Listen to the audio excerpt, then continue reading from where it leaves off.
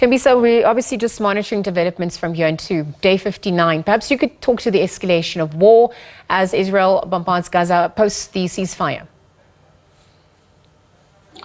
Well, I think what's happening is there's a continuing bombardment of the Gazans. So there isn't any ceasefire as we had expected. I mean, the Israelis have said that they were going to continue doing what they did prior to the pauses that we've seen over the past couple of days. So they're doing exactly that. And it's, I think yesterday it was about 700 people that were killed. So it's business as usual for Israel in terms of its continual bombardment of Gaza.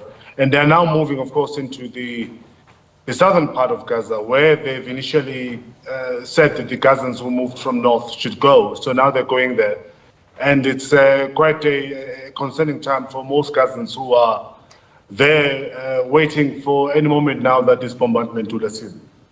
Well, speaking of which, the failure to reach a permanent agreement, in relation to that ceasefire that obviously occurred for about 7 days, where to from here as time runs out? Well, there's no solution on site. I mean, the Qataris and the US are trying very hard to come up with solutions to the impasse, but I think they are also now hitting a stone wall in terms of moving forward. The Egyptians were also involved, and the fact that the Israelis are now moving right into the southern part of Gaza means that they'll be going across Gaza, and that is likely to create more and more trouble as they pave their way towards the south, because we have seen what they've done. They bombed their way through in the attempt of paving their way into wherever it is that they're going. So if they're going to the south of Gaza, chances are they're going to continue bombarding until they reach that point. You had just painted the picture on, the implications of the escalation of the war since the ceasefire. And then we were looking at, the failure to reach a permanent agreement. And then you were actually also trying to explain how different the tactics will be in this phase following that ceasefire. Perhaps you could elaborate further. Yeah, well, the tactic is going to be almost the same, but the only difference, of course, is that this time around, they're going to create a thoroughfare or a path through which they could move from the northern part of Gaza into the southern part of Gaza, meaning that there is likely to be destruction all the way from north to south.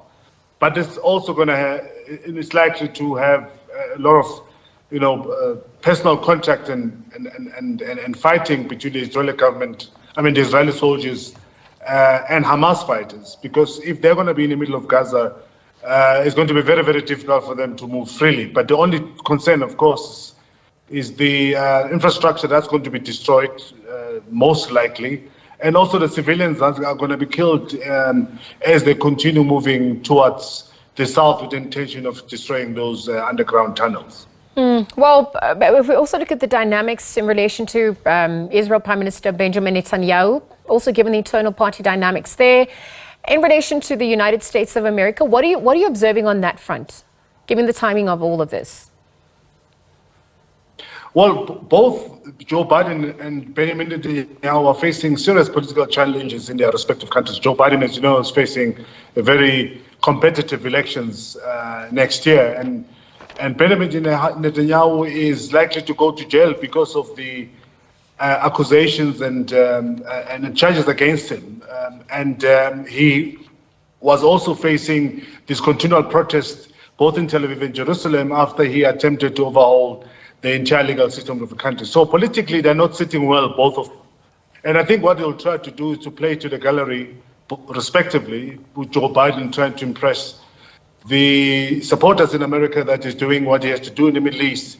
And Benjamin Netanyahu also trying to support and give assurances to his people that he's the right man for the job and is the only one who can protect Israel against the possible attacks from Hamas and Islamic Jihad. So was this a delay tactic of sorts, delaying the inevitable? And if we're going to look at diplomacy, the role of the UN Security Council and even the International Red Cross, what's going to be their role from here on too? Do you perhaps see another ceasefire, more hostages to be released, more terms and conditions to be explored?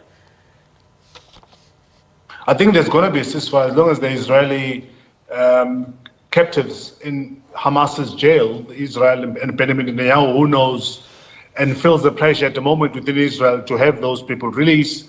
So he's going to continue with this attempt. But I think what's going to happen moving forward is that Hamas is going to embrace a different tactic. I think this is not a workable solution for them. So you have these pauses that last 4 or 5 days, and then after that, you have the Israelis continuing with their campaign of bombarding of bombarding Gaza.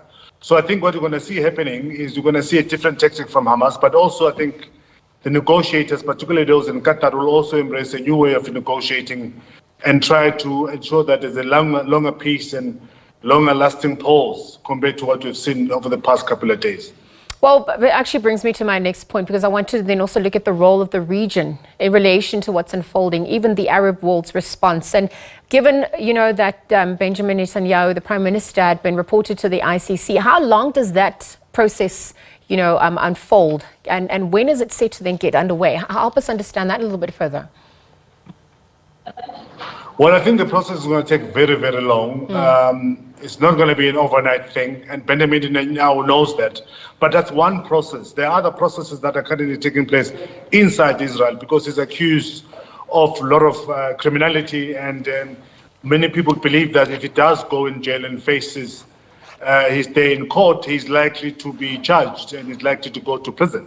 But that's one other possibility. But at the moment, there is also a very strong feel politically that Benjamin Netanyahu is not the right person to lead Israel henceforth, because of this war that has gone, by the way, very, very wrong.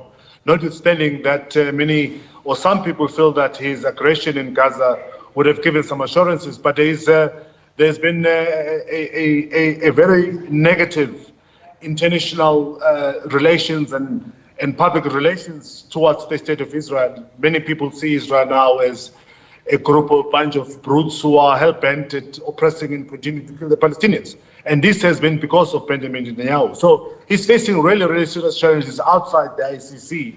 In his own country, he's going to be facing a lot of challenges. All right, Thembisa, thank you for your time with us on the SABC at this hour and for weighing in. We'll leave the conversation there. Thembisa Fakude is a senior research fellow at the Africa-Asia Dialogues, just unpacking, dynamics unfolding. We've seen Hamas and Israel fighting resumed post that temporary ceasefire. And really, we're trying to assess where to from here in relation to the conflict in the Middle East.